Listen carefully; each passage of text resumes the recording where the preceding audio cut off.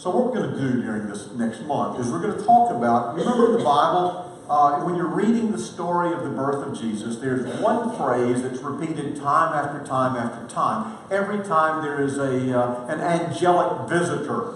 And the phrase is, fear not, don't be afraid. So over the next few Sundays, we're going to talk about not being afraid, but today we're going to talk about a guy who was consumed by fear. All these people who were told, fear not, are just plain, ordinary people.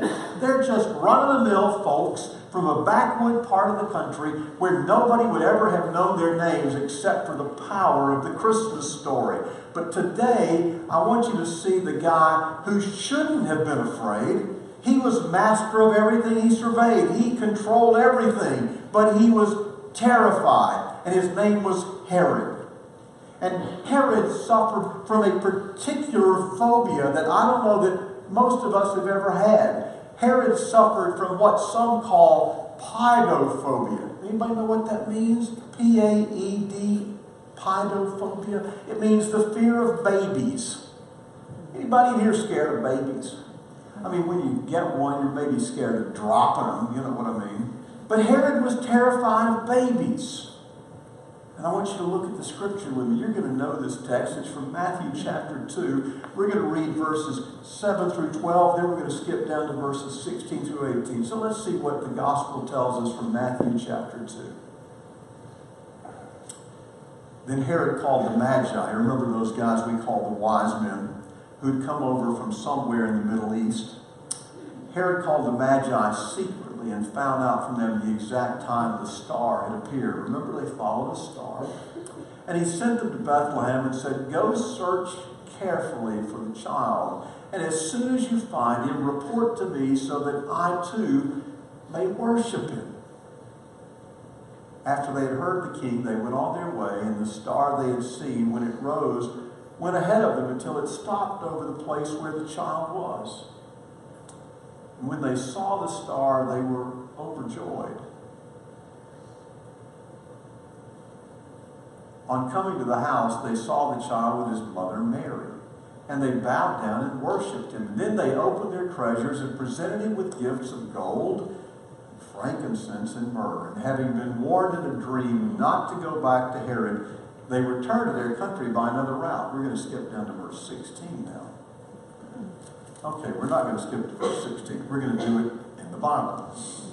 And the screen has decided to take the morning off. Verse 16. When Herod realized he had been outwitted by the Magi, he was furious. And he gave orders to kill all the boys in Bethlehem and its vicinity who were 2 years old and under, in accordance with the time he had learned from the Magi. Now Herod was a bad dude. He was a powerful guy. He had all the right connections. You won't be surprised to know that Herod came to power because of political connections. His daddy had been a powerful guy. And his daddy had friends in high places. Some of you may have studied, may have done Latin. You may remember Roman history. Herod's daddy was close friends with a man named Mark Antony. Remember him? Not the singer now for you younger folks.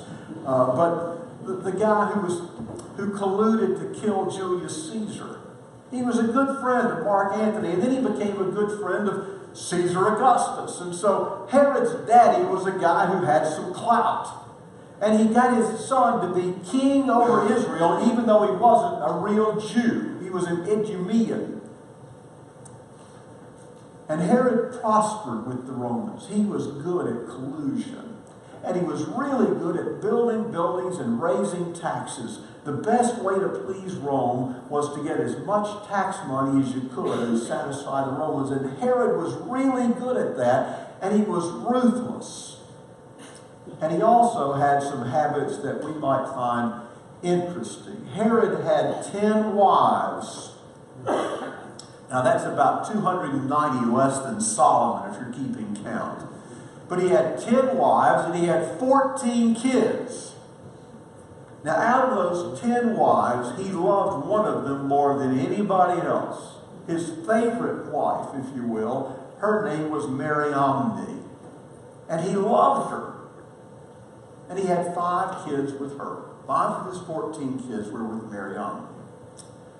But after a while, his insecurity and his downright anxiety got a hold of him. And he began to think that the wife he loved the most had some power and would exert it over him. And so he decided to kill her. And he killed his favorite wife. Now remember, he had 5 children with her. He began to mistrust those kids, and so he killed 2 of their sons. And then he decided that wasn't enough, so then he killed his brother-in-law. And he decided that wasn't enough, and he killed his mother-in-law. And he decided that wasn't enough, so he killed his grandfather-in-law. Herod liked to kill people. That's what he did. Other than raising taxes and building the temple, that's what he did the most. He liked to kill anybody. If you looked at him the wrong way, you were dead. Over a period of time, even the Romans got weary of Herod.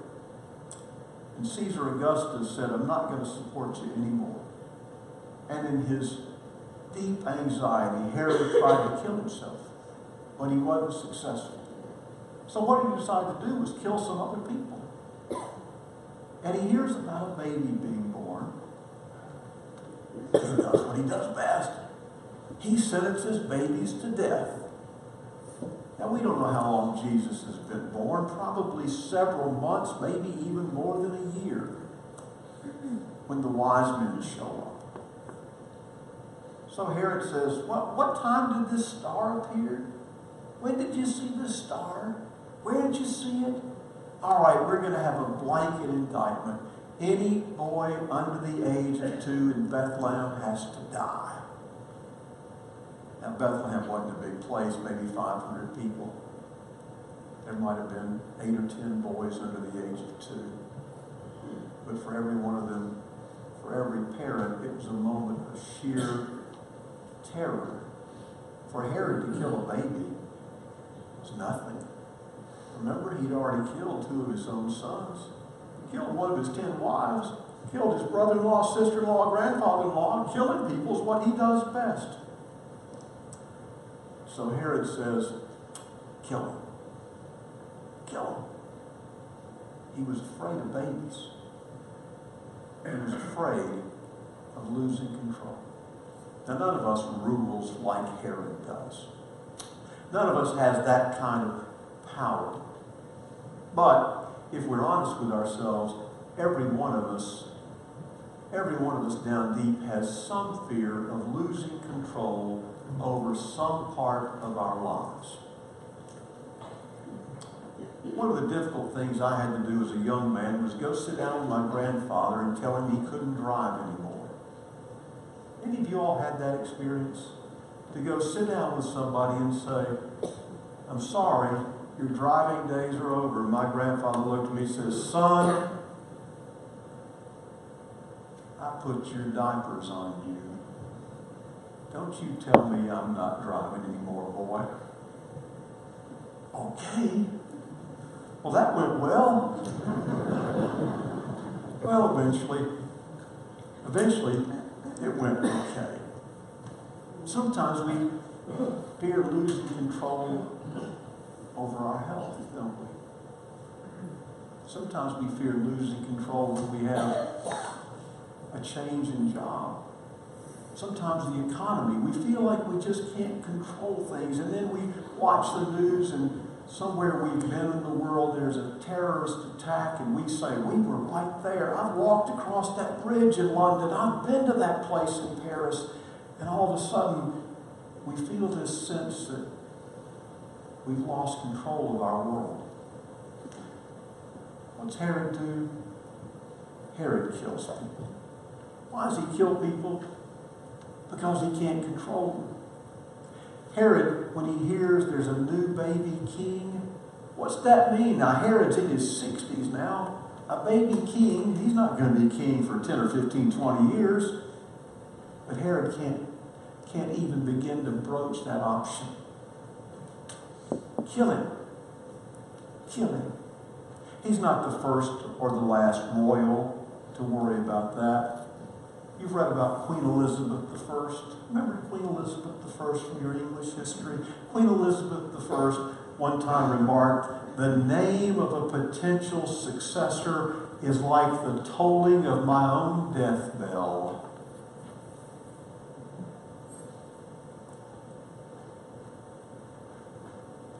One of the things I've loved so much about our church is the way Dr. Hawkins was so gracious to me in transition. That's not always the case with ministers.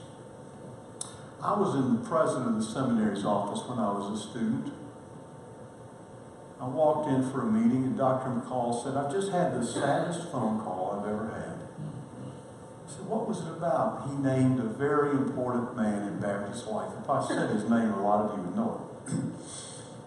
He was well known throughout America. I said, "What was sad about it? That's a powerful guy. Everybody knows him." He said, "You know, Duke," he was in his late 70s, early 80s at the time. He said, "You know, Duke, I can't quit. I can't give up the control. I can't give up the power that goes with my position." And he said, "Why not?" And the man said, "Well, where do you go from my position but heaven? Where do you go but heaven? I can't just give like somebody else this." And you know what they did? They brought in a younger man to be his co-pastor. And he destroyed him. He destroyed him. That happens in your world and in my world. He didn't kill him. Now that wouldn't be Baptist, would it? He did the next best thing. He destroyed him. What do we do when we fear losing control? We fear losing control, I think, when our identity is wrapped up in the wrong things. What's Herod's fear? What's Herod's identity wrapped up in? It's in being king. Being king. What's your identity wrapped up in? Is your identity wrapped up in your job?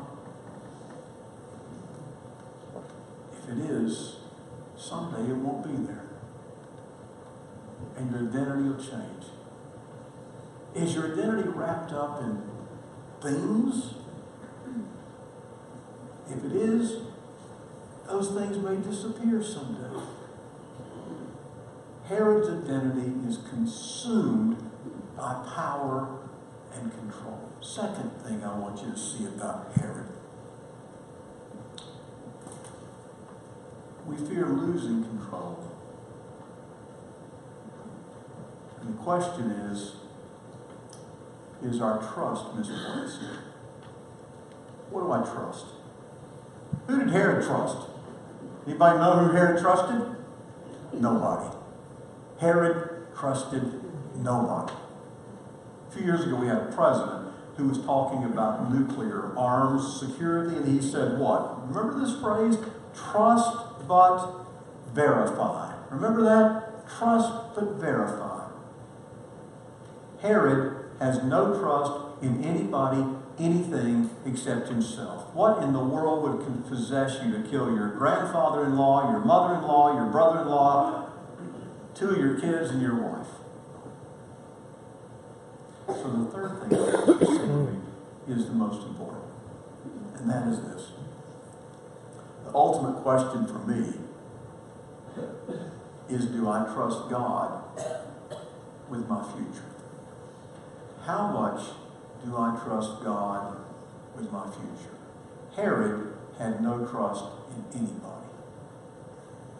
When we're young and we're controlling things and everything's rolling, sometimes we forget all about God. When things are going great, when we're in power and it seems like everything's going to be wonderful, sometimes we forget God. But Herod is in this situation where he's losing control. A baby's born. We have to kill him. Not just one baby, every baby in town. You know, the amazing thing about this story is this. Herod was not just succeeded by one of his sons, he was succeeded by three of them. They were called tetrarchs. That means they divided the kingdom into three. And the worst of the three lived in Jerusalem. If you remember this story, you'll remember that Joseph, Jesus' earthly father, Joseph is warned in a dream to go to Egypt. Remember that? And then Herod dies. And the second dream, which takes place while Joseph's in Egypt, says this: don't go back to Jerusalem or Bethlehem. Go to Galilee. Go to Nazareth. Raise the baby there. First of all, the son that's up there is not as bad as the one in Jerusalem. Remember that part of the story? The son that's there is not as wicked as the one in Jerusalem. The one in Jerusalem's awful. Well, guess what? When this young baby grows up to be about 33, we think, he gets to meet that Herod. And that Herod gets to finish Daddy's work. Kill him. Kill him. I wonder if that Herod even knew where this baby was born. I wonder if he even knew he was finishing the task his dad had started 33 years earlier. I wonder if he even asked Jesus, where were you born? It doesn't say anything about that. I don't think Herod's really that concerned. He's just got that bloodthirsty quest for control his daddy had. And so being just like his daddy, he says what? Kill him. One of the things I think we can learn at Christmas, one of the things I've learned, is just how little control I have over life. At our house, we determined when our children were born, we were going to have a perfect Christmas every year. Any of you all do that? I mean, it's going to be, what is that guy? What's the guy that Currier and Ives pictures and so forth and all those nice? We were going to have those. And we did really well until we had kids. And then 5 Christmases in a row, somebody had a virus. And every year for 5 years, somebody on Christmas morning would crawl out of bed. I'm talking about adults now. Crawl out of bed, watch the children open the presents, not in the order we conditioned it. Total chaos. And crawl back to bed and hope that the stomach virus left before New Year's. I don't know if that's a metaphor or not,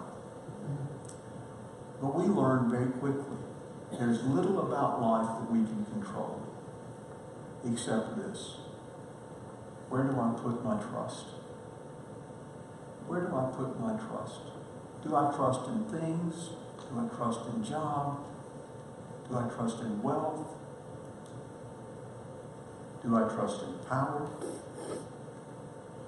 Or do I trust in God? Herod never learned it. He died a sad, miserable man. And Jesus rose from the dead. And I think that's the reason. That's the reason